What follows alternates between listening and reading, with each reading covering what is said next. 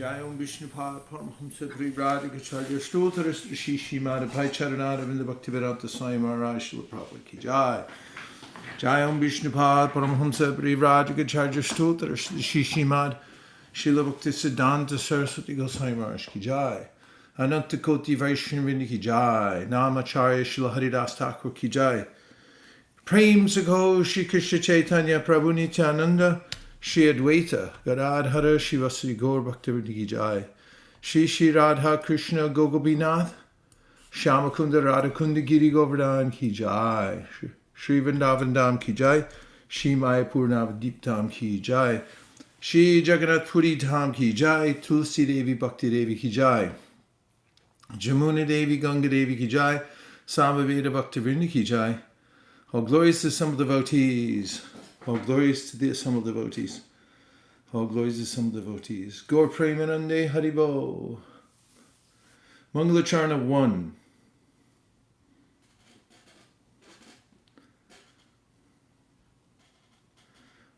Om Jnana Timirandasya Jnananjana Shalakaya Chakshuran Miditam Dena Tasmai Shri Gurave Namaha. Shri Chaitanya Manobhishtam Stapitam Yena Bhutale Swayam Rupa Kadahmayam Dadati Swapadantikam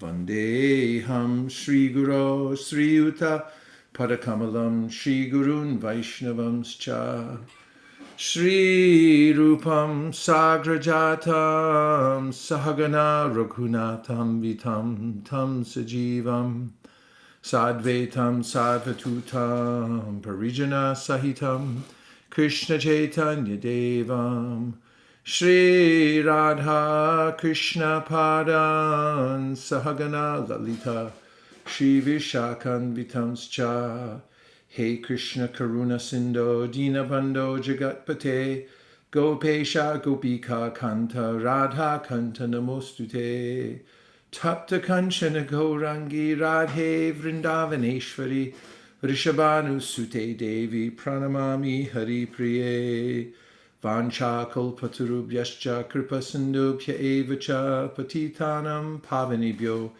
Vaishnavebhyo Namo Namaha.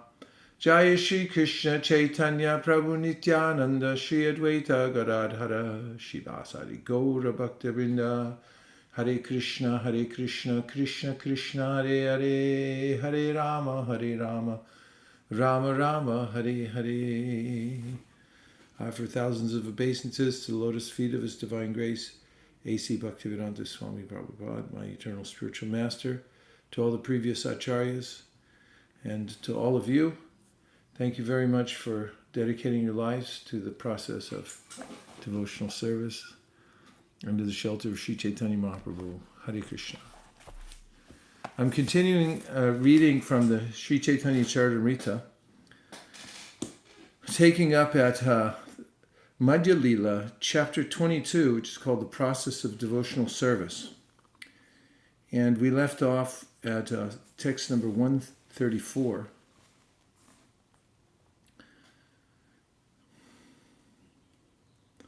Jai Jai Shri Chaitanya, Jai Nityananda, Jai Advaita Chandra, Jai Gaura Bhakta Vrinda. 134. Perfect. Eka anga sadhe keha, sadhe bahu anga, nishta hoile upajai primera taranga. Eka, one, anga, portion, sadhe, executes. Keha, someone, sadhe, executes, bahu, many, anga, portions, nishta, firm faith, haile, if there is, upajaya, awaken, primera, of love of Godhead, taranga, the waves. When one is firmly fixed in devotional service, whether he executes one or many processes of devotional service, the waves of love of Godhead will awaken. Purport: the 9 processes of devotional service are Shravanam, Kirtanam, Vishnu, Smaranam, Pada, Sevanam, Archanam, Vandanam, Dasyam, Sakyam, Atma Nivedanam. So elsewhere, Chaitanya Mahaprabhu has described the process of devotional service to be like the planting, watering, and cultivating of a plant. Planting the seed takes place by the association and instructions that come from a Vaishnav. And if one is sincere and takes these instructions, then the seed of bhakti gets implanted within one's heart. And by watering the seed through these 9 processes, especially hearing and chanting, then the seed starts to grow, just like a healthy, normal seed that we plant in a garden starts to grow and sprout according to the way that one takes care of it, especially by watering it.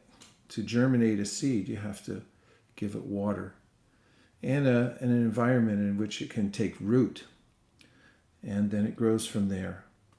So the goal of Bhakti Yoga is to attain prema pumarto mahan. And that can be attained by hearing from the Srimad Bhagavatam and the other Vaishnava scriptures and performing the 9 processes of devotional service as mentioned here. So especially mentioned here is the word nishta, which means that one should have firm faith. And the nishta really means that one has gone past the anartha nivriti. There are inevitable desires, impressions, bad qualities that one inherits or takes on, assumes, acquires, sometimes Prabhupada says, from previous associations in the material world. And as one takes up devotional service and steadily performs it, these impressions resurface or remain. And also there are various kinds of desires that sprout up just like weeds and so forth. And one has to tolerate this period of practice in devotional service and also be active in removing the weeds and overcoming the obstacles in order to come to the position of nishta. And nishta is noticeable in that one doesn't become disturbed by material desires. And one isn't overcome by sleep. One's not distracted when one's performing devotional service and thinking of doing something else. For instance, in chanting Hare Krishna, especially japa, there's a way for the mind to want to go somewhere else and dwell on something else. This distraction pulls the mind here, there, and everywhere away from the sweetness of the holy name. And then there are all kinds of qualities that resurface from time to time and may waylay the practitioner in devotional service. And then there's a kind of indifference to doing devotional service. One can become lazy about it and just stop doing the process altogether. So if one is vigilant in practicing devotional service, then there's a way in which he or she can overcome these anarthas with the help of superior association and constant practice and Krishna's help within the heart. We know from Bhagavatam very well the verse Shrinvatam Swakata Krishna Punya Shravana Kirtana Hridyantaksto Hibadrani Vidhunoti Suhritsatam, that Krishna is there within the heart and appreciates the efforts of the devotee to perform devotional service and therefore helps to cleanse material desire from the heart of that devotee. He helps to move those anarthas away. So this is a very encouraging verse, and I'll read the translation again. When one is firmly fixed in devotional service, whether he executes one or more processes of devotional service, the waves of love of Godhead will awaken. And the other important point that is made here, Eka Anga Sadhe, if one executes one portion of the 64 items, but especially here he's referring to the 5, because he just said it, that there are 5 principles, and these 5 principles are so important that if you just do it a little bit, you'll be elevated. Or whether he executes many, Bahu Anga doing many processes, then, and does them with firm faith, nishta, then upajai, there's an awakening, a premera, of love of God at Taranga. It comes as a wave. The waves come from Krishna's mercy, from those who are practicing devotional service. And now we'll just see if there's any questions before I go into the next verse.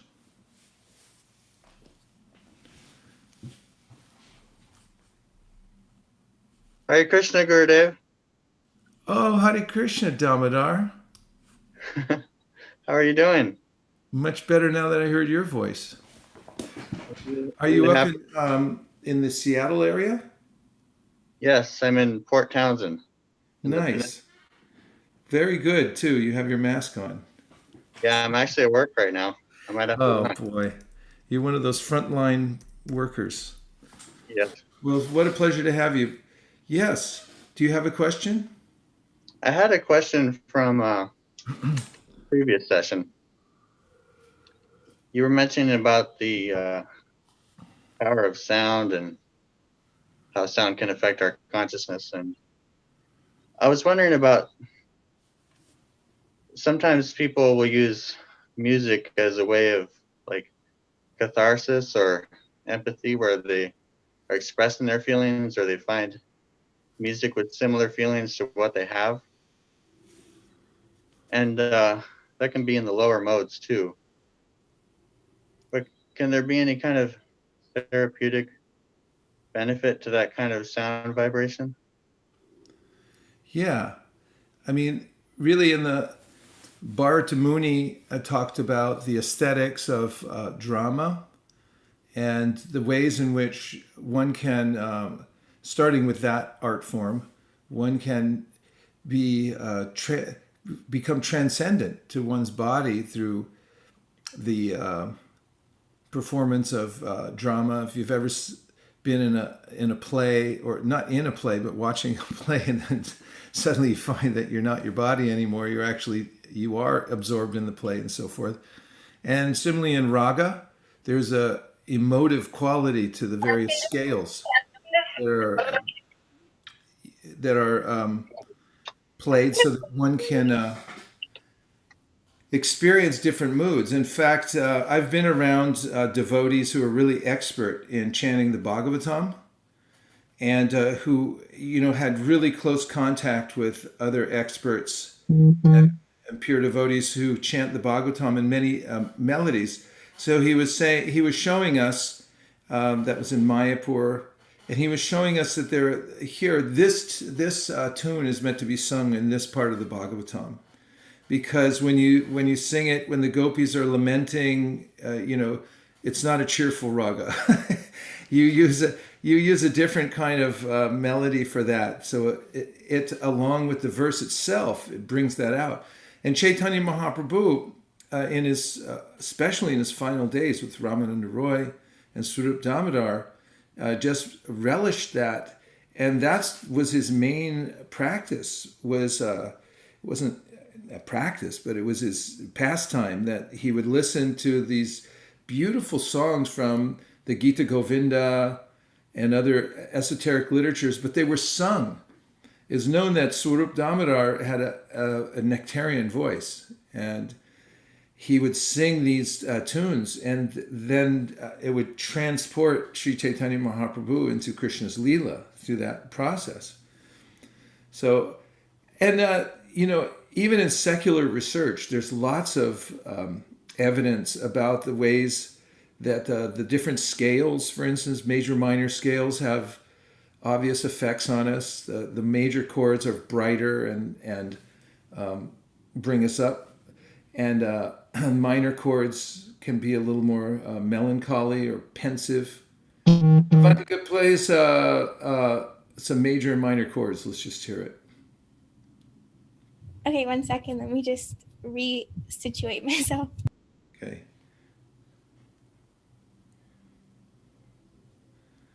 Okay, should I play on piano or You were way up in Swarga. You got to come back down here too.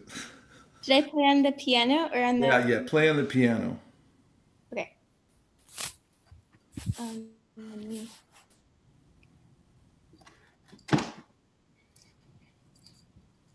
This is a major chord. Bright and sunny, opening our eyes to the world. Okay, let's hear a minor chord. And this is a minor chord. Ooh. Yeah, just with that experiment. So thank you very much, Avantika. We'll have more of that later. So definitely, music theory provides for that, and really the spiritual world is extremely musical. And in fact, some of the verses that one recites upon waking up mention this process through, not process, there's a way in which the music of Vraj is mentioned and how it's natural music there. Everything is vibrating with this musical tone, with these musical tones and rhythms.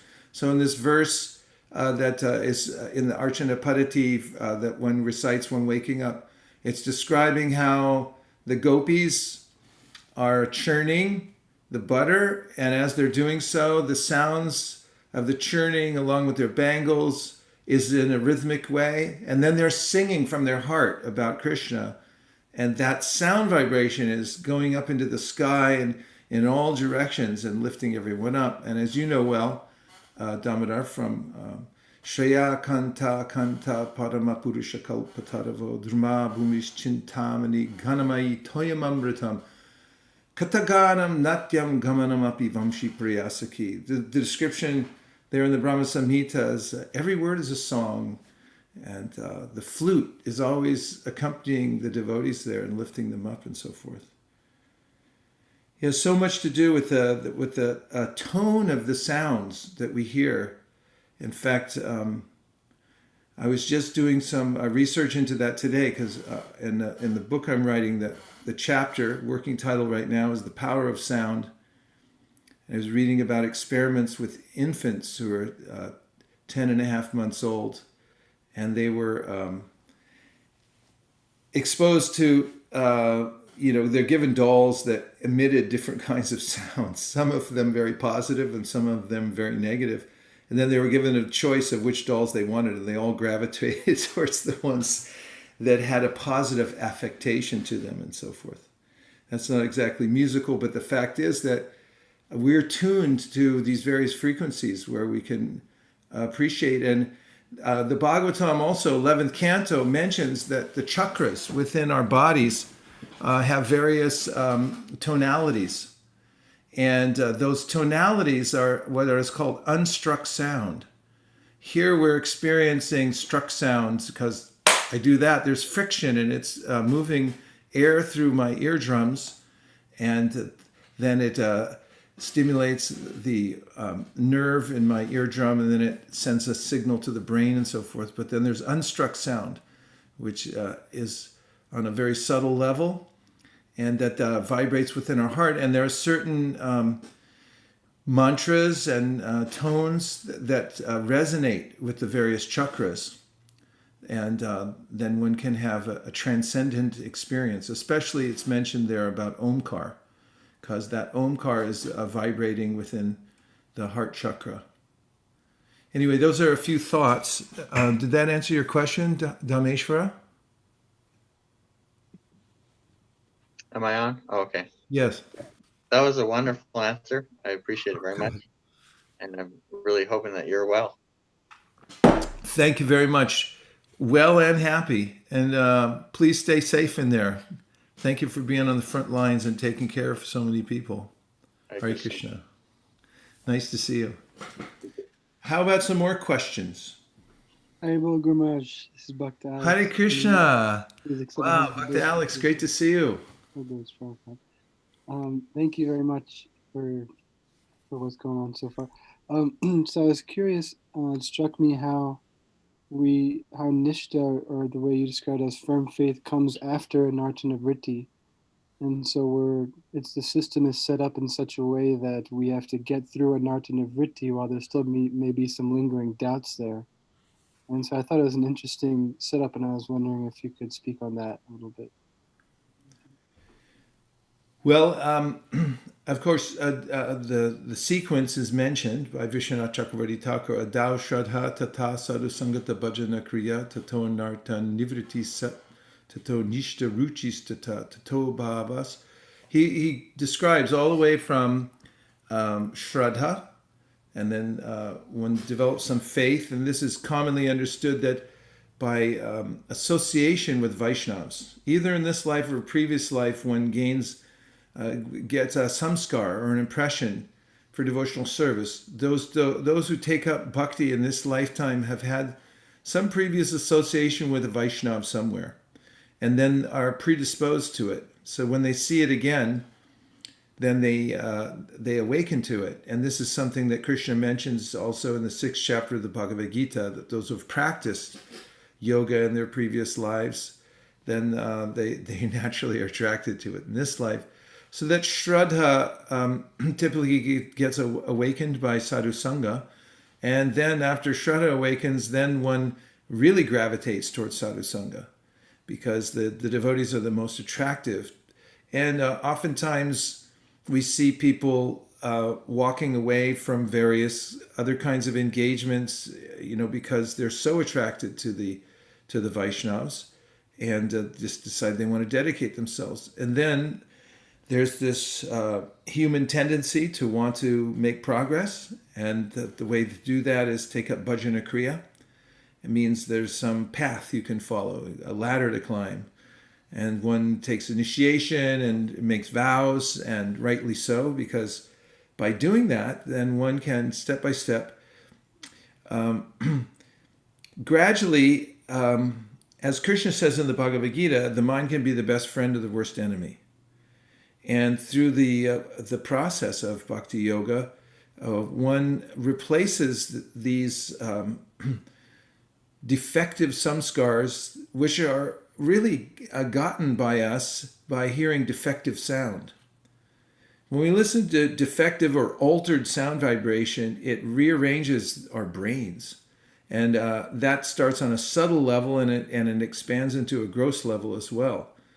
And we can actually rearrange, sound vibration is very powerful. There are a lot of experiments that show that your different sound vibrations can rearrange your DNA. So, but on a spiritual level, the spiritual sound vibration, as one's practicing, overcomes the previous impressions and samskars and bad qualities, and replaces them, rewrites them. What to speak of the fact that Krishna helps the devotee. Even through the process of anartha nivritti, there may be ways in which the devotee will have some weaknesses or some difficulties and so forth. But Krishna says, Tesham satata yuktanam bhajatam priti purvakam dadami buddhi yogam tam yenamam upayanti te. That I help the devotee by illuminating his or her heart. And Prabhupada mentions in his purport in the Gita that even if someone's not really intelligent but sticks to the process of devotional service, there's a way in which Krishna will continue to help that person to get through anartha nivritti. Then after anartha nivritti, which is characterized by the obstacles that are mentioned as laya, which means sleep, the tendency to sleep while one's doing bhajan, and then there's distraction, and then there's indifference, and then there are innate bad qualities, and then there's the agitation of the senses. And when one starts to feel tada rajastamo bhava kama lobha dayaschaye cheta iteranavidam stitam sattve prasidati, there's a way in which those lower modes of nature begin to diminish, and we become more characterized by sattva. And the brain, the chitta, the consciousness becomes clear, cetodarpanamarjanam, and sattvaized. And then it's luminous, and we can start to see the difference between our body and ourself. And we also feel that we're not being pushed around anymore by the lower modes of nature. As Prabhupada says in his lecture on that verse, that pinching that's usually there. Like, go do this. You're doing devotional service, or you're just living your life, and then the lower modes dictate it's some kind of vikarmic activity. well, that just starts to disappear. And just as when one becomes freed from a disease, one notices it for oneself. Or, as the Bhagavatam says, Bhakti parishanu bhava viraktir anyata traisha trika eka kala prapadya manasya yatashnata shus tushti pushti shut apayano gasam.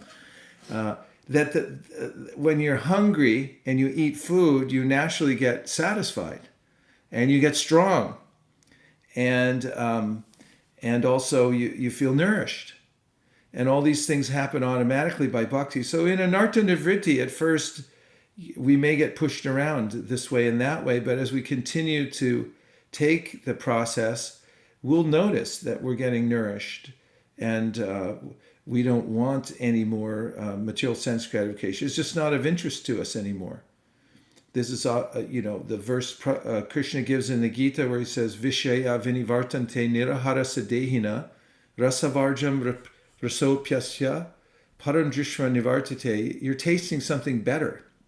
And so gradually the narta nivritti, the five obstacles begin to diminish so much that you notice it. And then nishta comes. And nishta means the absence of those five things. That's the definition of nishta. And then you really have something there. You feel like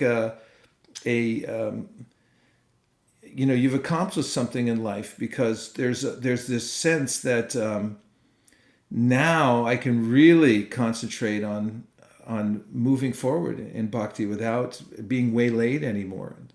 And it's a very exciting process. And now also, Vishwanath Chakravarti Thakur mentions, as do others, that these various stages of devotional service may appear out of order. In other words, they're not always completely chronological. Some of them can appear in different degrees before one has completely gone through, for instance, anartha nivritti. One may experience what it's like to have ruchi. And that happens oftentimes in the association of a very advanced devotee. This is mentioned in the Bhakti Rasamrita Sindhu, that the influence of a very powerful Vaishnav, it can capture one's heart, so much so that one suddenly feels like, wow, I'm in nishta, I'm in ruchi. Of course, it says that can also be diminished too if you make an offense to the Vaishnav, or when the Vaishnav goes away and then you have to stand on your own 2 feet. This is also described in the Tirobhava. If one's guru leaves, then all of a sudden disappears. Now you have to see, like, what did I actually get? Now how do I execute the orders without the presence of my guru, and so forth? But oftentimes Krishna gives a premature taste to a person who sincerely takes up devotional service, and then the taste lingers. This is something that is mentioned in the Bhagavatam, 1st Canto, 5th chapter by Narada Muni, when he's mentioning how sometimes devotees take up devotional service, but then they fall down from the process, and he says,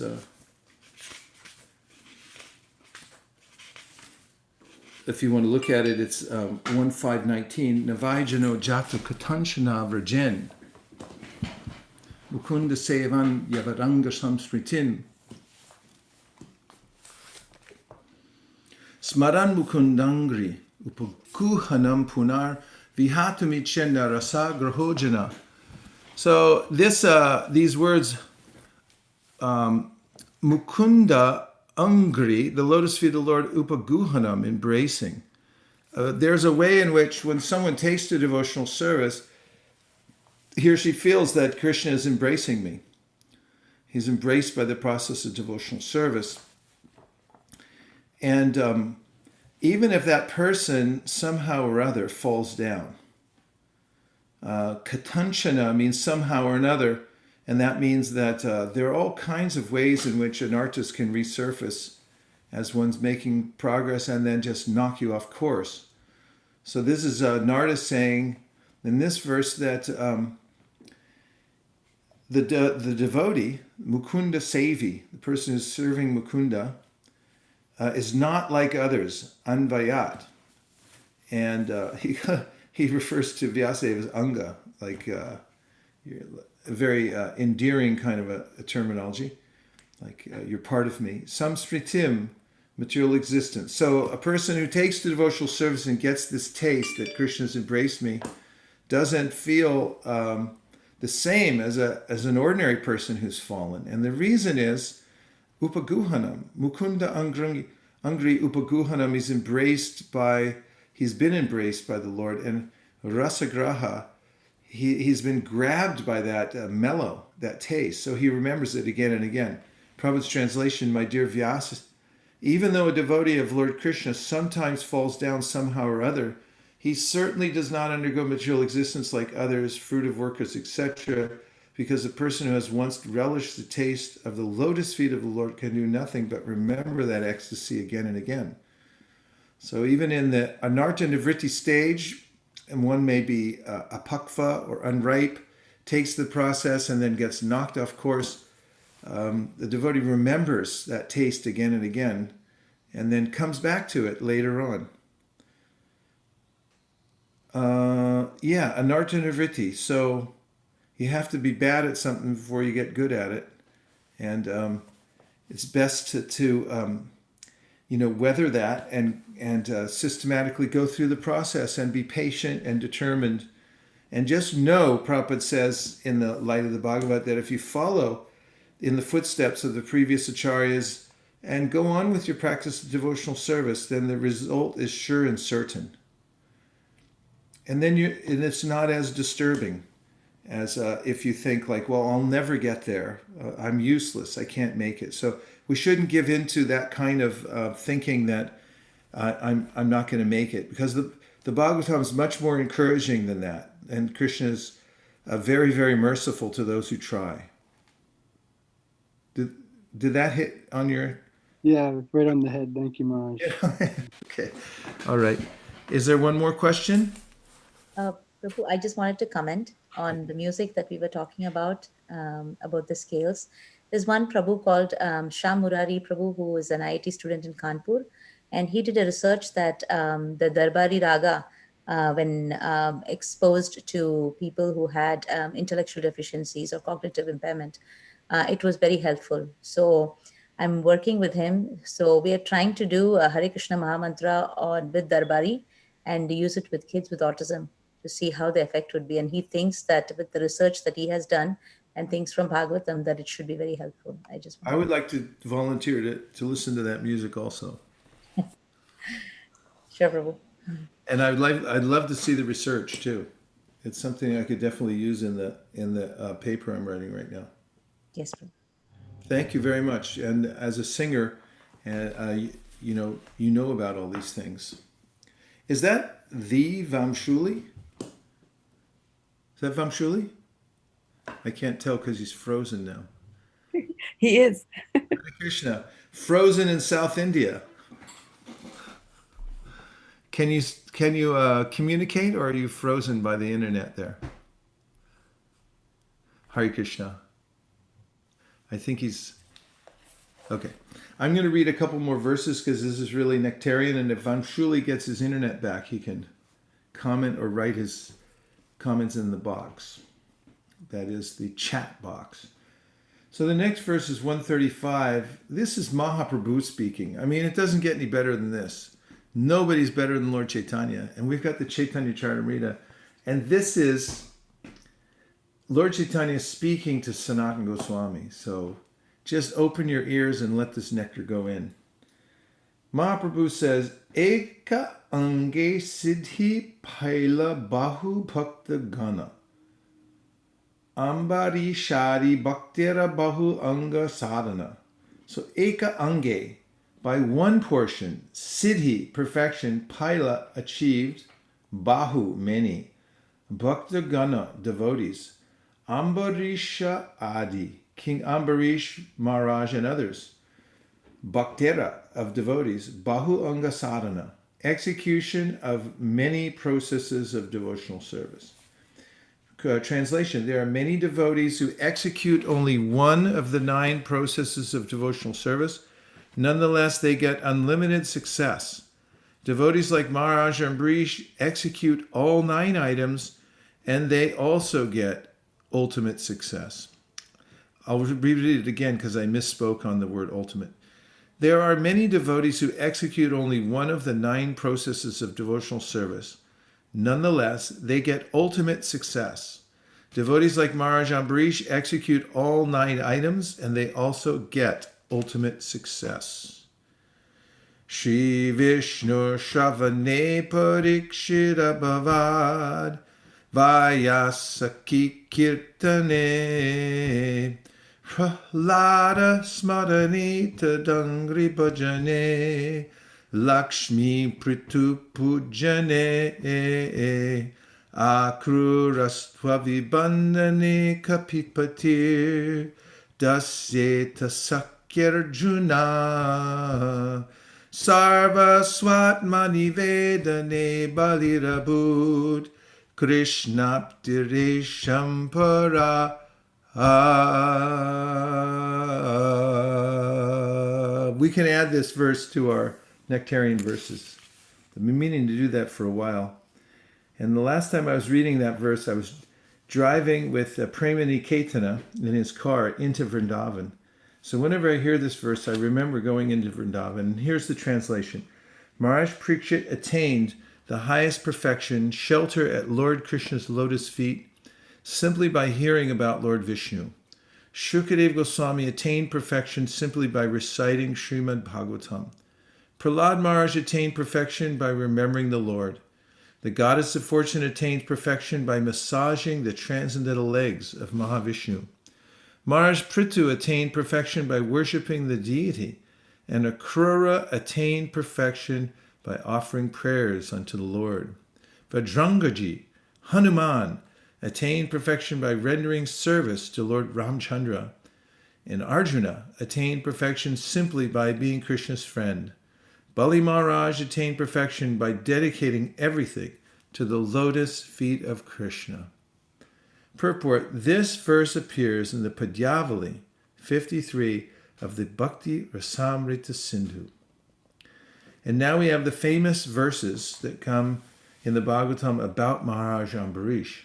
Savai Manat Krishna Padara Vindayor Vachamsi Vaikuntha Gunarna Varnane Karar Harir Mandira Marjanadishu Shutim Chakara Chuta Satkato Daye Mukunda Linga Laya Darshane Drashau Tabritya Gatra Sparshananga Sangamam Granam Chatat Pada Saroja Saurabe Srimat Tulasya Tadarpite Padau Hare Kshetra Padanu Sarpane Shiro Hrishikesha Padavi Bandane Kamam Chadase Natu Kama Kamyaya Yatotama Shloka Janashrayarati. And the translation is, Maharaj Ambarish always engaged his mind at the lotus feet of Krishna. His words in describing the spiritual world and the Supreme Personality of Godhead, his hands in cleansing and washing the Lord's temple, his ears in hearing topics about the Supreme Lord, his eyes in seeing the deity of Lord Krishna in the temple, his body in embracing Vaishnavas or touching their lotus feet, his nostrils in smelling the aroma of the tulsi leaves offered to Krishna's lotus feet, his tongue in tasting food offered to Krishna, his legs in going to places of pilgrimage like Vrindavan and Mathura, or to the Lord's temple, his head in touching the lotus feet of the Lord and offering him obeisances, and his desires in serving the Lord faithfully. In this way, Maharaj Ambarish engaged his senses in the transcendental loving service of the Lord. As a result, he awakened his dormant, loving propensity for the Lord's service. And that's from the Bhagavatam 9.4, 18 through 20. Text 140. Kamya Tyaji Krishna Bhaji Shastra Agnamani Devarishi Pitra Dikera Kabunahe Nrini. If a person gives up all material desires and completely engages in the transcendental loving service of Krishna, as enjoined in the revealed scriptures, he is never indebted to the demigods, sages, or forefathers. Purport: after birth, every man is indebted in so many ways. He is indebted to the demigods for their supplying necessities like air, light, and water. When one takes advantage of the Vedic literatures, one becomes indebted to great sages like Vyasadeva, Narada, Devala, and Asita. When one takes birth in a particular family, he becomes indebted to his forefathers. We are even indebted to common living entities like cows, from whom we take milk. Because we accept service from so many animals, we become indebted. However, if one is completely engaged in the Lord's devotional service, he is absolved of all debts. This is confirmed in the following verse quoted from Srimad Bhagavatam 11:541. And you all knew it was coming, right? When you heard this Bengali verse? You knew it. Devarshi bhutapda nrinam pitrinam the king koronayam ranicha rajan sarvatmanaya sharanam sharanyam gato mukundam parihrita kartam. Gato mukundam parihrita kartam. One who has given up all material duties and taken full shelter at the lotus feet of Mukunda, who gives shelter to all, is not indebted to the demigods, great sages, ordinary living entities, relatives, friends, mankind, or even his forefathers who have passed away. Purport: it is said, Adhyapanam Brahma Yajna Pritir Yajnas tu Tarpanam Hamo Daiva Balir Bhauta Nri Yajna Titi Pujanam. By offering oblations with ghee, one satisfies the demigods. By studying the Vedas, one performs Brahma Yajna, which satisfies the great sages. Offering libations of water before one's forefathers is called Pitri Yajna. By offering tribute, one performs Bhuta Yajna. By properly receiving guests, one performs Nri Yajna. These are the 5 yajnas that liquidate the 5 kinds of indebtedness. Indebtedness to the demigods, great sages, forefathers, living entities, and common men. Therefore, one has to perform these 5 kinds of yajnas. But when one takes to the Sankirtan Yajna, Hari Bol, the chanting of the Hare Krishna mantra, one does not have to perform any other yajna. In Srimad Bhagavatam, Narada Muni made a statement about the systematic performance of Bhagavad Dharma in connection with statements previously made by the 9 Yogendras before Maharaj Nimi. The sage Karbhajana Rishi explained the 4 incarnations of the 4 yugas, and at the end, in this verse, text 141, he explained the position of Krishna's pure devotee and how he is absolved of all debts. Text 142, Vidhi Dharma Chari Bhaje Krishnera Charana Nishidha Papa Chari Tar Kabu Nahi Mana. Although the pure devotee does not follow all the regulative principles of Varnashrama, he worships the lotus feet of Krishna. Therefore, he naturally has no tendency to commit sin. Beautiful verse. Purport: the Varnashrama institution is planned in such a way that one will not commit sinful activities. Material existence continues due to sinful activity. When one acts sinfully in this life, he gets a suitable body for the next life. When one again acts sinfully, he takes on another material body. In this way, one is continuously under the influence of material nature. Purusha prakritisto hi bhunte prakriti jan gunan karanam guna sangosya sarasadyoni janmasu. The living entity in material nature thus follows the ways of life, enjoying the 3 modes of material nature. This is due to his association with that material nature. Thus he meets with good and evil among various species. Due to our association with the modes of material nature, we get different types of bodies, good and bad. One cannot be liberated from the cycle of birth and death, known as transmigration of the soul, unless one is completely freed from all sinful activities. The best process, therefore, is to take to Krishna consciousness. One cannot take to Krishna consciousness without being freed from all sinful activities. Naturally, one who is very serious about Krishna consciousness is freed from all sinful activity. Consequently, a devotee is never inclined to commit sins. If one is pressured by the law or obligations to give up sinful activity, one cannot do so. However, if one takes to Krishna consciousness, he can very easily give up all sinful activity. This is confirmed herein. Let's take a few more questions.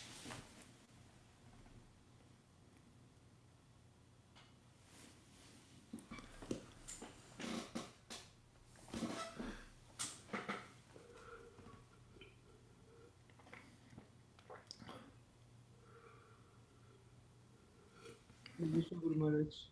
Oh, Hare Krishna, Kautukarna. Session, Maharaj. I really like that for the last verse which we read, Bhuta, Devrishi Bhuta Nrinam Pitrina. I have a question in this regard. Sometimes I become negligent in my office work, and I give an excuse to myself that I am performing sadhana and doing devotional service, and I have this service and that service. How to rectify that, and how to not take shelter of these verses like we are reading now? So how to rectify that kind of situation, not be irresponsible towards the work and responsibility? Well, Mahaprabhu gave the example that if a housewife is engaged in an outside affair, extramarital affair, and she's doing her housework, she does it more carefully so nobody detects that she's actually thinking about her lover somewhere else. And so he said, those who are obligated to work in the material world, which is, what Krishna says in the Bhagavatam, Tava karmana kurvita na nirvidyete yavata matkata shravanadova shravadyadam najayate. Until one's awoken, a spontaneous love for Krishna, one has to follow carefully in the varnashrama, because that's there to protect us in various ways, as Prabhupada mentioned earlier, and not think, oh, I'm liberated, I can do whatever I want. So you have to be a little careful and strict to do your duties carefully so you don't get distracted. I mean, it's a fine line. There's a balance in life. You got your devotional service and you also have your career. And it's usually best to do your career expertly and without cutting too many corners, so that you can not have to make up for things and be disparaged, or of course you probably get disparaged in the corporate world anyway. But be expert. Devotees are daksha. They're expert, so do your work expertly. Bhaktivinoda Thakur was extremely expert at his work. He cleared his docket faster than anybody else, but there were fewer cases overturned. And, he did it so efficiently, and at the same time, he maintained his family. At the same time, he wrote over 100 books, and he was a great world acharya and so forth, So, just there, you have to try to achieve that balance to do things nicely and not make... don't take excuses. And there are other excuses, like I'm liberated so I can do this or that. I'm not saying you're saying that, but there's ways in which, somebody can take the devotional service and say, yeah, but Krishna's said he'll protect me or whatever, so I'll do whatever I want. But a devotee is more careful to perform duties properly in the world, to maintain body and soul, so he doesn't get entangled or dragged into all kinds of unfortunate circumstances. I hope that helps. Thank you, Guru. Okay. And there's one from Facebook.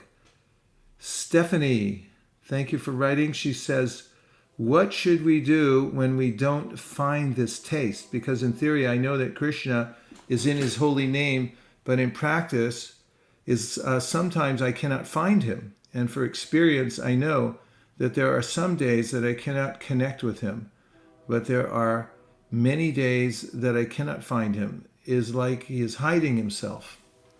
So the prescription before we have a taste for chanting the holy names especially, but this applies to all the practices of devotional service, is given Set Krishna Nama Charitari Sitapta Vidya Pitopatapta Rasanasya Narochikanu Kintwavarat Anidalam Kalusaiva Jushta Swadvikramad Bhavati Tad Gadamula Hantri.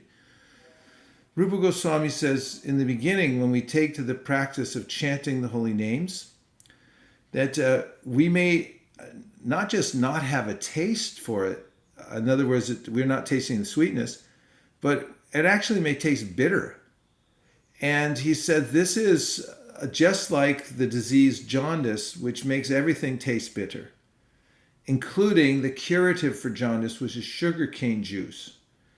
And if anybody in India has had sugarcane juice, but anybody else, and maybe South America or whatever, but Americans generally don't get that. But it's just fabulous. When I lived in Bangalore many years ago, that was one of my mainstays. I just take my cup down there and fill it up, put a little ginger and lime in there, and you're talking about flying to Swarga within 5 seconds. It's so sweet and nice. I think I drank gallons of that with no visible effect somehow or other.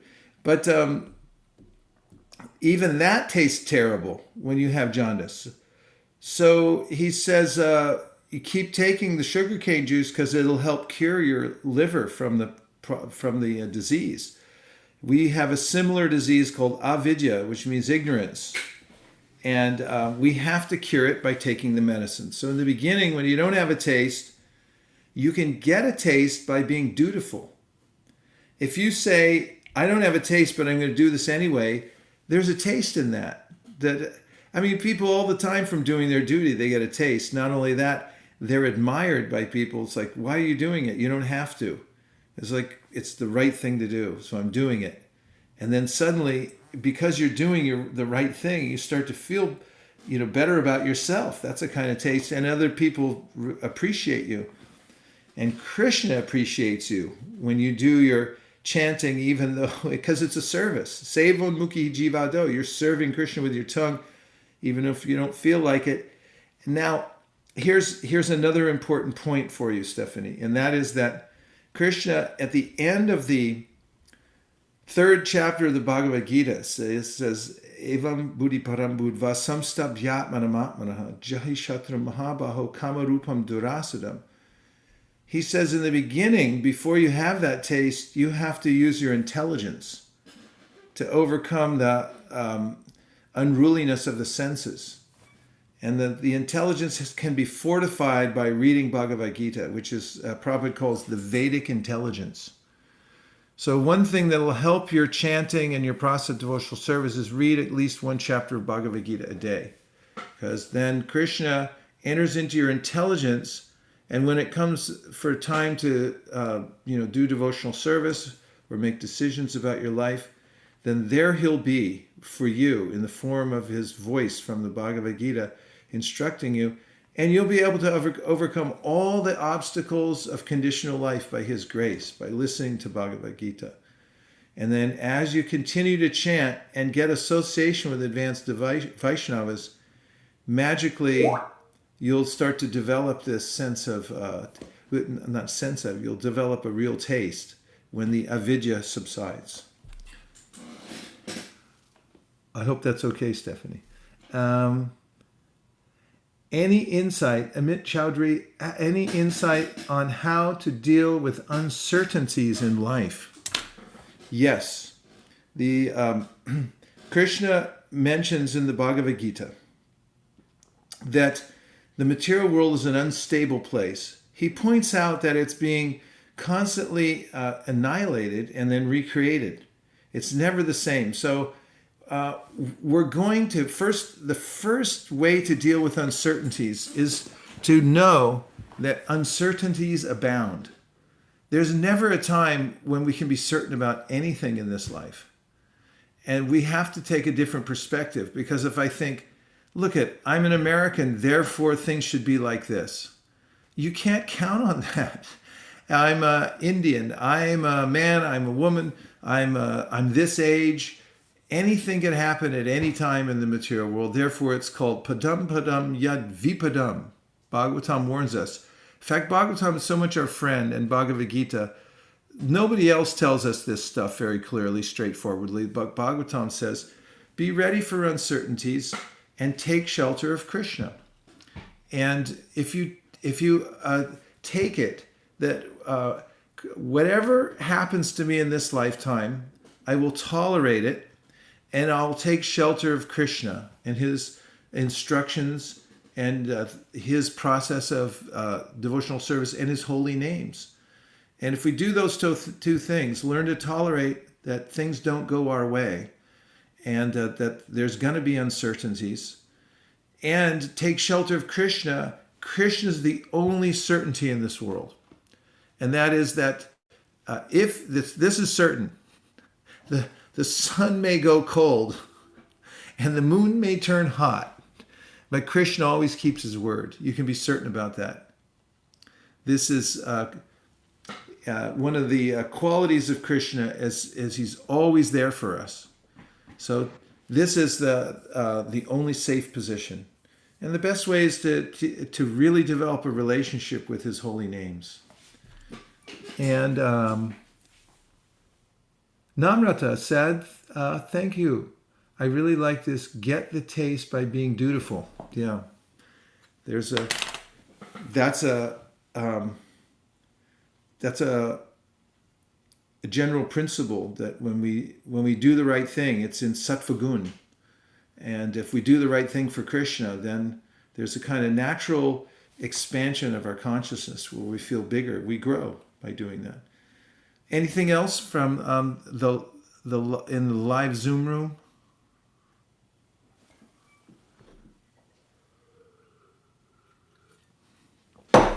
Okay, then. I'm going to read another couple verses. Prabhu, there are some questions in the group chat. Oh, okay. I should open up the chat box. It looks like there's quite a few in there, huh? Oh, look, Srivatsa wrote in.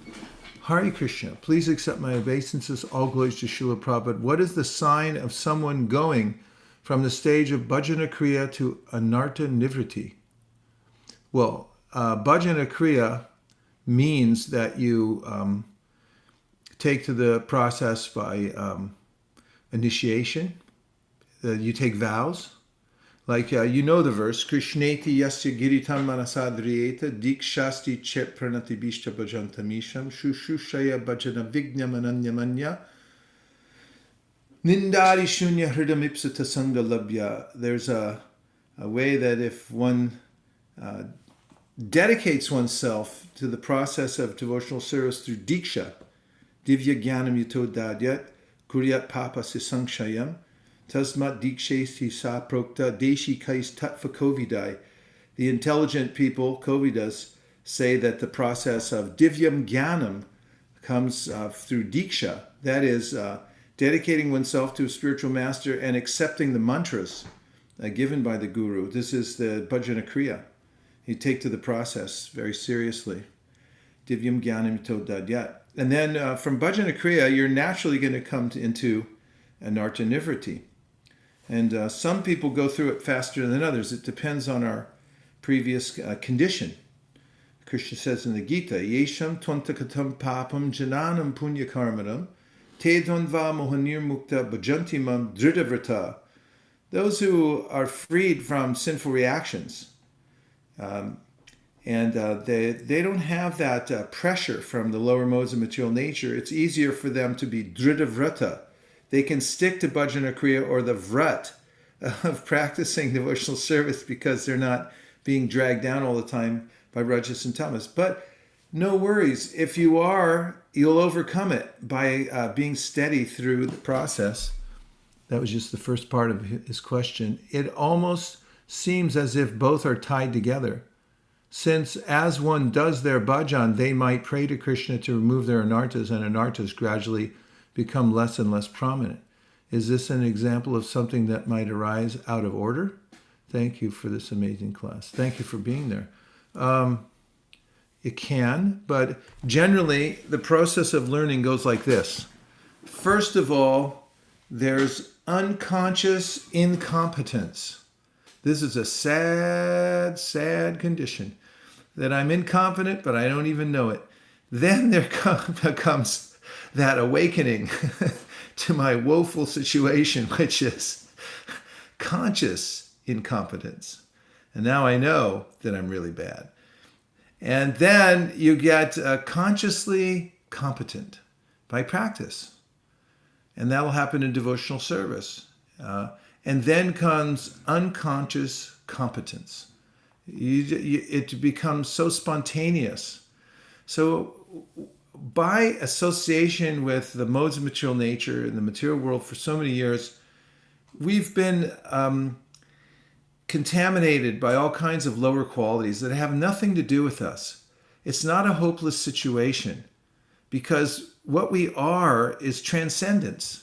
We are part of Krishna, and we just have to cleanse that through the process of Harinam, especially Harinam, chanting Krishna's names. And by doing that, we'll come through Anartha Vritti, we'll become purified, and we'll realize our own eternal situation. And yes, those can appear out of order at sometimes. They are tied together in the sense. Okay. Let's see. Tadiya, the tendency to commit sinful activities looks like it is deep-rooted. Is it possible to completely uproot the sinful activities within one's life? Yes, it is possible.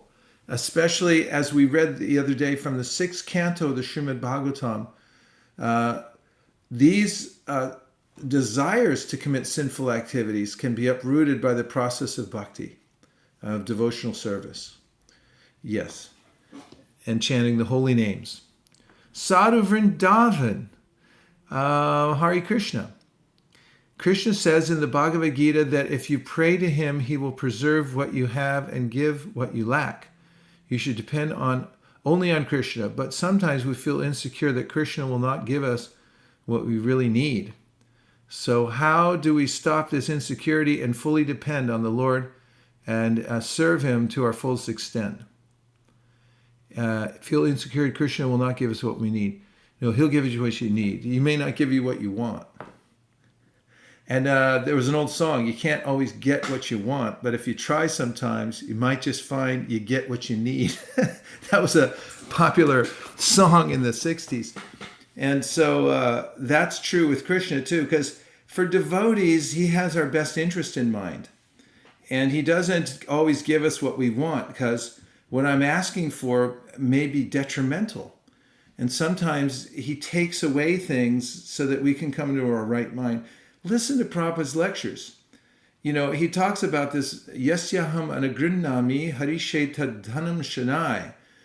He quotes that first half of the verse from the Mahabharata where Krishna is saying that when I really show my favor to somebody, then I take away his wealth. Now, Prabhupada had that happen to him. I mean, Prabhupada's such an unusual, being in this world, obviously could have done anything. Krishna could have arranged anything for him to be fabulously wealthy, which Prabhupada was planning to do so that he could use the money to spread Krishna consciousness, but Krishna took away everything by some kind of, things, when Krishna wants to take it away, Prabhupada said, he takes with 10 hands. When he wants to give you, he gives with 10 hands. So don't worry about it, because it's either going to come or go. And the fact is that in any time, Krishna can give or take according to what we need for devotional service. So the more we depend on him and just see what we need. Now, this is what I was actually thinking when you asked that, is Krishna recommends in the Bhagavad Gita, Yadrishcha labasantushto, practice satisfaction. This is actually also in the 17th chapter of the Gita, where Krishna says the austerity of the mind is satisfaction. You have to practice it. And so how do you do that? Krishna says, Yadrishcha labha santushto. be satisfied with what comes of its own accord. Try that and see what happens, because if you practice it, you start to see that actually I don't need much. I don't need anything. I just need to get my bhajan going. If I get my bhajan on, then there's this sense, like if you're sitting here in the morning time and the sun's coming up and the birds are chirping and you've got, 10 rounds finished and, you're feeling the flow by chanting Hare Krishna, you're like, what do I need? What do I actually need? What do I need? Maybe later a little cup of khichdi. And, I'll take a little attar with that. That's it. And then, a papadum, bas, little coriander on top. I'm fine. I don't need anything. And then some service after that. I mean, a devotee's simple because it's getting a higher taste. And go, I don't want anything. I just want to hear Bhagavatam.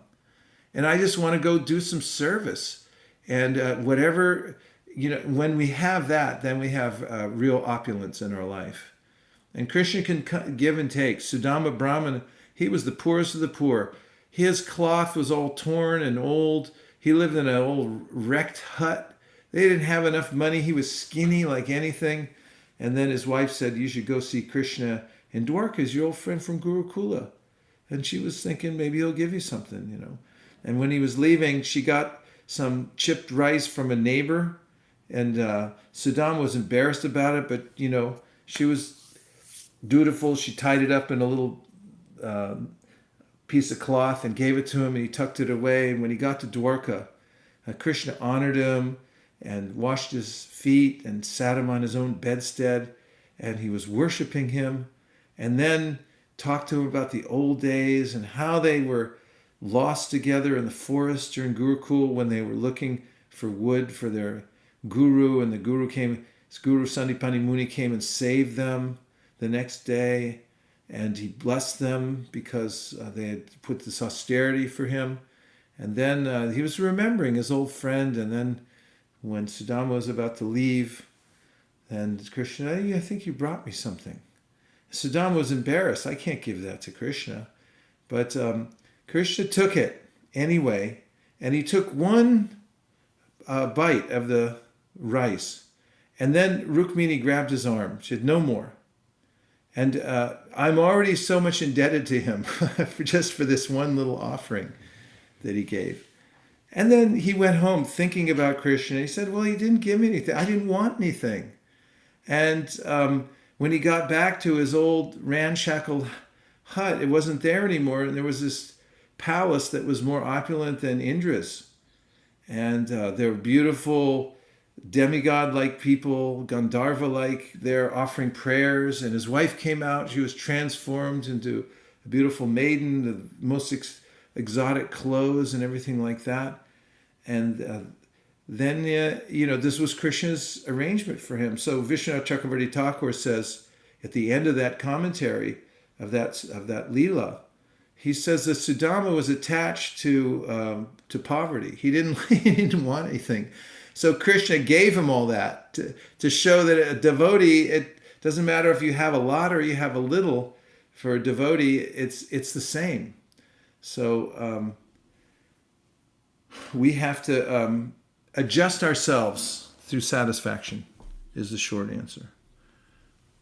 Oh my goodness, we're piling up questions here. Sadhu Vrindavan, thank you for that. How to keep one's hope and endure. This is Vamshuli, right? Yeah. How to keep, is it? How to keep one's hope and endure the stage of anartha nivritti when we have not yet got the higher taste and are prone to committing offenses. Well, you can study the Bhagavatam and understand that Krishna's holy name is more powerful than anything.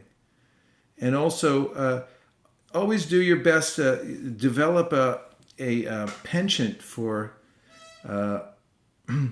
avoiding offenses. That's one of the most important things that you can do, is to develop ways that you can overcome the propensity to commit offenses. And Ronak, okay. It is truly incredible to note that verse regarding achieving success by just even one following activity of devotional service. Which activity out of the 9 should we then focus on exclusively if even following one activity can give us the ultimate success? Chanting Hare Krishna. You should chant the holy name because everything's there within the holy name. Hare Nama, Hare Nama, Hare Nama Eva Kevalam, Kalau Nasteva, Nasteva, Nasteva, Gatiranyata. So you should really culture that. Take shelter of the name and chant all the time, 24 hours a day. Dhanavari. I like the point, Param Drishva Nivartate from Gita 2nd chapter. Thank you very much. Yes, it's an important point. Okay. Sri Lakshmi, I'm starting to get serious about Krishna consciousness.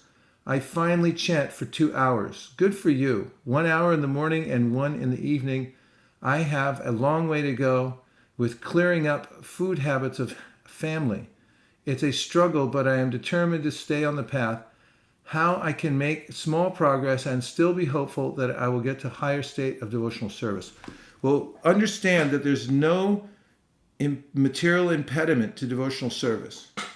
And despite the fact that you might be in an uncomfortable situation right now that's not completely ideal for practicing devotional service, don't worry. Just do your level best where you are now with what you can do. Stanestita shrutikatam tanuvan manobir. If you stay in your position, because you can't get out of it anyway, and you do the process is devotional service, Krishna will make the arrangements. Raghunath Das was a famous devotee of Lord Chaitanya Mahaprabhu, and he was surrounded by family members that were, they were devotees, but Mahaprabhu considered them materialistic. And Raghunath, when he saw Mahaprabhu, he just wanted to run away and join him. And he tried to, but back then, parents figured that they owned their children. And they kept coming after him with the guards and bringing him back. And then they got him married to a really beautiful girl, and he still wanted to run away. And the mother, Raghunath Das's mother, said, "Why don't you tie him up?" And his father said, "If he's not tied up by this girl, she's so beautiful, then no rope's going to tie him." No rope's going to tie him to this world. And when Mahaprabhu heard about all his escape attempts, he told him, don't be like a crazy person. He said, you stay there, you do your duty, and you keep chanting Hare Krishna. When the time comes, then you'll get the opportunity. So Sri Lakshmi, don't worry, whatever situation you're in, even weird food habits of the family, this and that, if you go on chanting Hare Krishna, look for the opening. And when you find it, then Krishna will give you an opportunity. Even the gopis, some of them had family situations that were oppressive. However, those gopis, when the rasa dance happened, made the most advancement because they were held back and the desire to join Krishna became intensified so much. The acharyas say it burned up any last vestiges of connection to the material world. So don't worry about your external circumstances. Just attend to the devotional service that you can attend to now, and you will not only survive, but you'll be accepted by Krishna in his inner circle. Dhruva Mania said how to overcome fear. So fear comes from illusion. Bhayam dvitiya abhinibheshata syat. Syat means arise and bhayam means fear. So bhayam dvitiya. Dvitiya means that I think that I'm something I'm not. So in a dream, if I feel like I'm being chased by a tiger, I get all scared and I'm breathing heavily and perspiring. And then somehow someone wakes me up and then I look and it's, oh, I'm in California. There's no tigers here. I'm okay. So the way to come out of fear is to understand your eternal spiritual nature. I can tell you, when I was growing up, I was very preoccupied with death. I was afraid of death as a child. I used to dwell on it. I've talked about this many times, so I won't go into the details. But it was definitely a preoccupation in my mind. And I remember the day that I got the Bhagavad Gita. And I started reading the second chapter of the Gita where Krishna said, you don't die. And I just sat there for an hour looking at that verse over and over again, that Krishna said, you can't be killed, you can't be cut, you can't be burned, you can't. And I from that second, I felt such a burden lifted that why should I be afraid? So we have to go back to Gita and hear what Krishna's telling Arjuna. Arjuna was afraid. He was afraid that his family would be killed, and then who was he going to show off to for winning the war? And, you know, what's going to happen to this and that? And Krishna said, you're speaking like a fool. Asochanan vasochas tvam pragyavaram shtabasase gatasuna gatasum sta nanu shochandi pandita. You're talking like a learned person, but you're actually a fool because you don't know this simple thing. You're not your body. So not only do you have to cultivate that knowledge, but you have to practice devotional service in such a way that you can start to see the difference between the body and the self. That's the only way to come out of fear. Chaitanya Mishra said how to instill discipline in chanting, how to have fire in the belly even after knowing that this is the only medicine that will save you, protect you, and guide you, how to get the enthusiasm back that usually a neophyte devotee has at the beginning of the journey. The best advice is to find someone who's really turning, who really has some devotional power, and then stay connected really closely, because we thrive on good association and we're pulled down by bad association. And it's very natural process for us to take on the qualities of those whom we associate with. Vrnavaneshwara Devi Dasi. This reminds me of the saying, spiritual life is difficult, material life is impossible. Anything worthwhile is difficult, yet so sweet upon reaching the goal. Nice point. And Jose, what is the explanation about some kings in the Vedas killing animals in the forest with the expert skills, and at the same time we as devotees propagating the vegetarianism and not violence? Well, the kings were Kshatriyas, and it's a very big responsibility to protect the citizens from all kinds of dangers. And shat means to hurt or to do violence. So Kshatriya is somebody who knows the art of doing violence. And so in order to practice that, Kshatriyas would go off in the forest and they would practice the art of killing, because killing's not so easy, actually. You really have to be trained in it. Even in the military, when they bring in people who have to kill for protecting the state, they have to train them over and over again that, you know, you have to kill somebody. And that's not easy. It takes training. So Kshatriyas would do that for that reason. And the second part of your question about vegetarianism, we're not really vegetarians. We're prasadamatarians. We don't dwell on vegetarianism or non-vegetarianism. What we dwell on is that we serve Krishna. And we offer our food to Krishna out of love, and we don't offer Krishna any, violent things. Of course, we adhere to nonviolence. Krishna mentions it in the 13th chapter, 8th to 12th verse, 8th to 13th verse, where he says that one should be nonviolent in one's lifestyle. So it's there to a certain degree, but the main point about our eating habits is that we do it because we're devotees of Krishna and we eat prasadam, food offered to Krishna. And Krishna likes patram pushpam palam toyam. If he asked us for something else, we'd have no compunction about it at all. And Garuda's not a vegetarian. He's a great Vaishnava. He carries Vishnu around wherever he goes. He eats snakes. That's why Garuda couldn't stay at the churning of the milk ocean, is because Vasuki was there. And so they said, Garuda, you got to go now because Vasuki will be too nervous if you're here. He won't be able to churn the Mandara mountain in the ocean of milk. Okay. Any last questions? I have a question. Yes, Dharmeshwara Prabhu. That is Dharmeshwara Mahaprabhu Prabhu. Das. Thank you. Thank you, Maharaj. And the verse Apuryamana Machalam Pratishtam, Krishna compares a sage or devotee to the ocean. And I was wondering if you could unpack for us how that metaphor applies and what way the devotee is like an ocean. Yeah, what a good question, and such a beautiful verse. Puryamana machala pratishtam samudramapa pravishanti yadvat tadvat kamayam pravishanti sarve sa shantamapnoti nakama kami.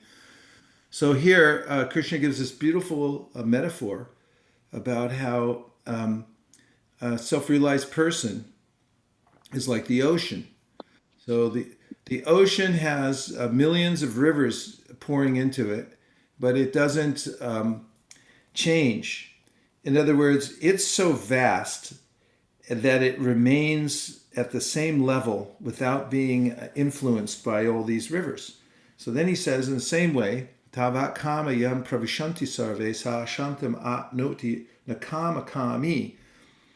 A devotee is not a kama kami. A kama kami means one who chases after material desires. So Prabhupada points out in his purport to that verse that although the material desires may be flowing into the mental system of the devotee distinguishes between his real self and his false self. The false self is the false ego of thinking I'm this body, and these urges that are coming in need to be attended to in order for me to be happy. But a devotee, even at the preliminary stage of waking up, starts to see that actually I'm not my body and I'm not my mind either. The first symptom that Krishna mentions when Arjuna asks him, what is this state of mind of a self-realized person, a stita pragya? What is it like to be situated like that? And Krishna says, prajahati yada kaman sarvan parta manogatan atmanyevatmanatushta stita pragnas tadochite. So prajahati means the ability to pull back from something. Like pratyahara, it's one of the stages of Ashtanga yoga where you're able to withdraw from the external sense objects and also the urges of the mind. So pratyahara and prajahati yada kaman sarvan partam manogatan. So the person who's becomes situated in the higher self and is atmani vatmanatushta, means that he's feeling satisfaction from seeing who he actually is and relishing that relationship that he has with Krishna. He's not compelled to run after the products of the mind. And the mind is like a little factory. It's constantly creating these, what Prabhupada calls unnecessary necessities. One of Prabhupadaisms. Unnecessary necessities being created, and they're coming out of a conveyor belt of the mind constantly. And so when one's a yogi, one is trained that, like, don't chase those. You don't have to grab them off the conveyor belt. Let it run. It's just going to run. So at the same time, he's experiencing a higher taste.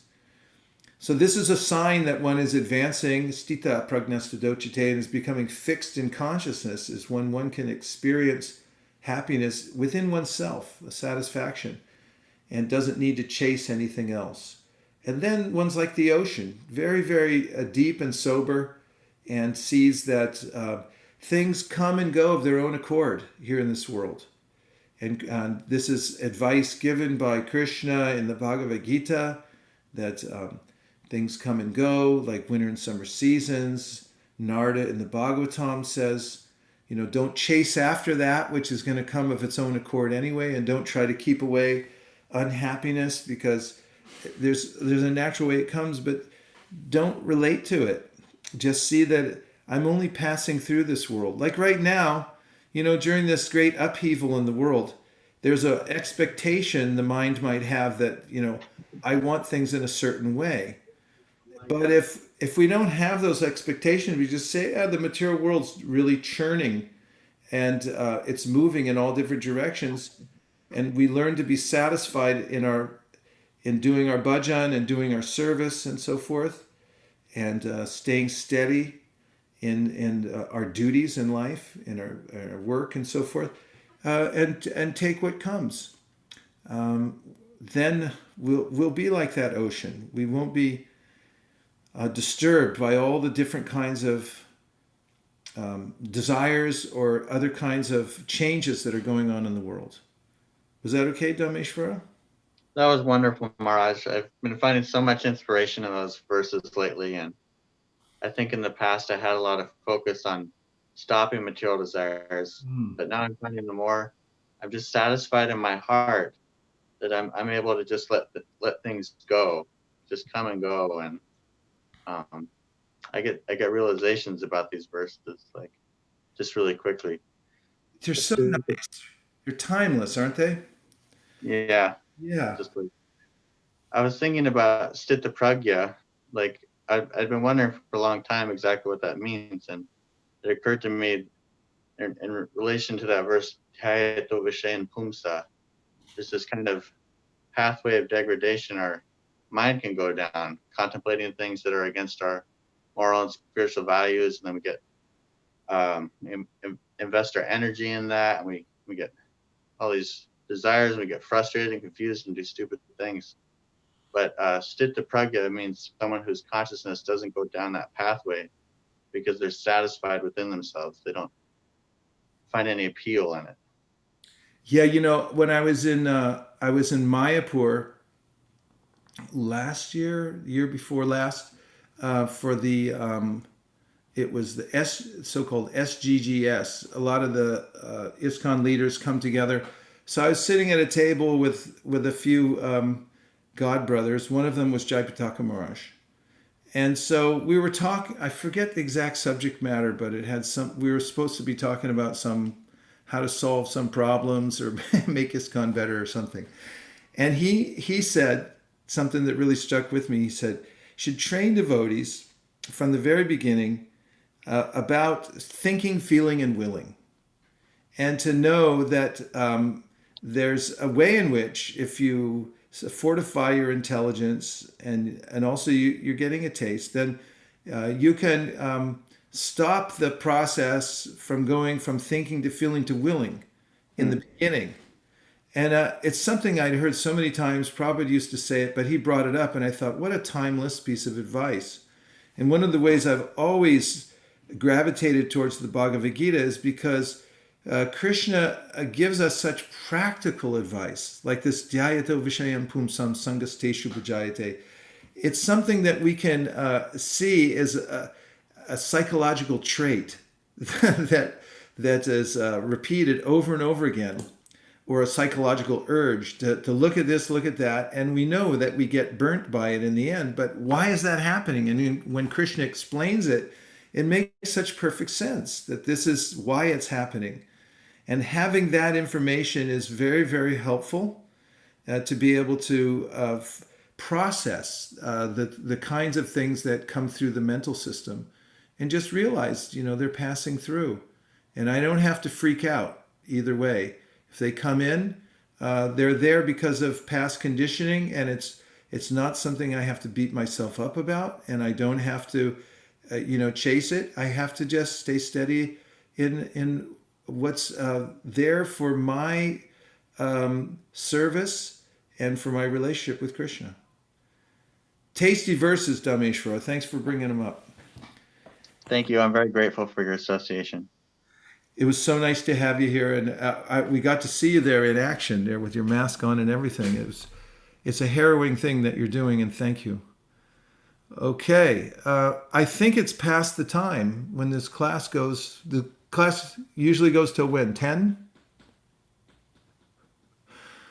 Anyway, it's way past our bedtimes, everybody. We should take rest.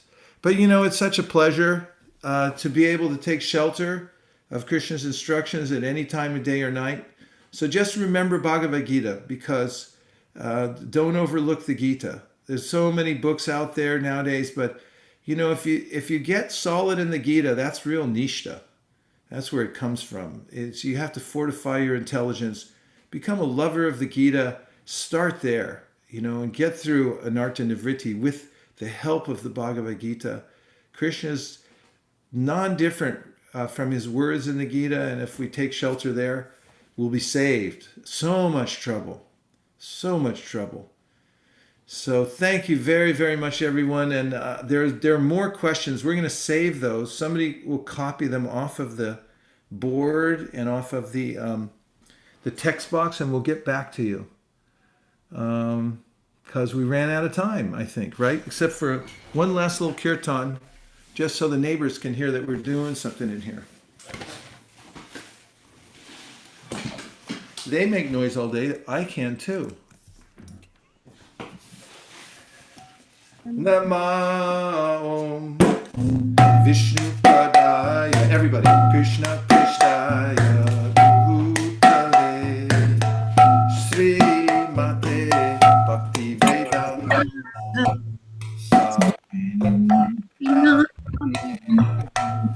Namaste Saraswati Devi Gauravani Prachari Nirvishesha Shunyavadi Jaya Shri Krishna Chaitanya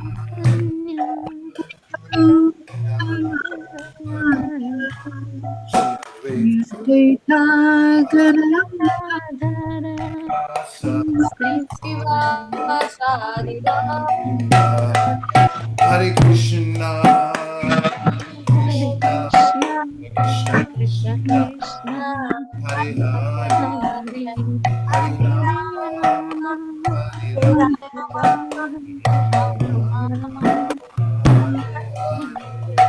Hare Krishna Hare Krishna Hare Krishna Hare Hare Rama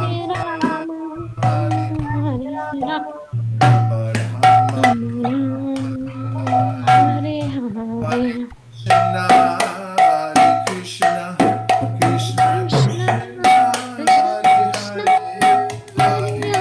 Hare Hare Rama Rama Rama Hare Hare Hare Krishna Krishna Krishna Krishna Hare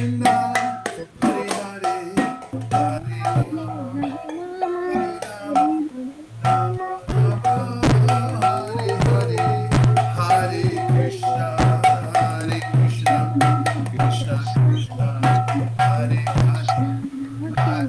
Hare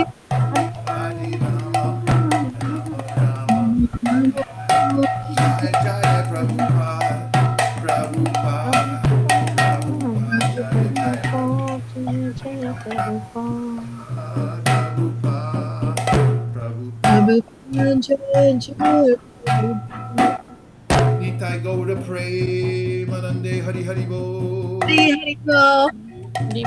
Hari Nam Sankirtan Ki Jai. Jai. Ki Jai. Hari Nam Prabhu Ki Jai. Premanande Hari Hari Bo. Hari Bo Hari Haribo. Nitai Gaura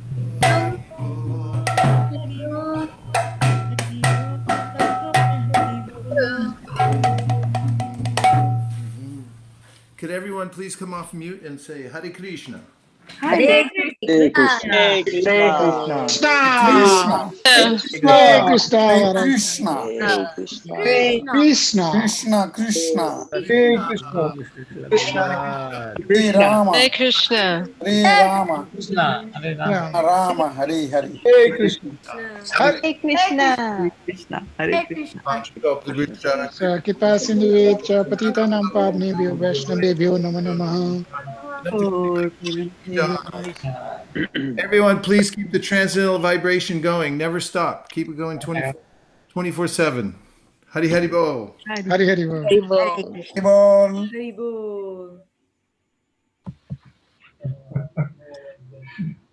Thank you, Shraddha Mataji. Thank you, Balram. Thank you to Balram, all of it.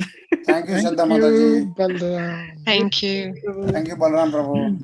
Thank you. Balaram. Thank you, Mataji. Oh, good to see you, Pushri. Thank you, Good to see you too. Hare Krishna. Hare Krishna. All right. Okay, so we'll take leave of all the devotees and Balram will go ahead and call the meeting.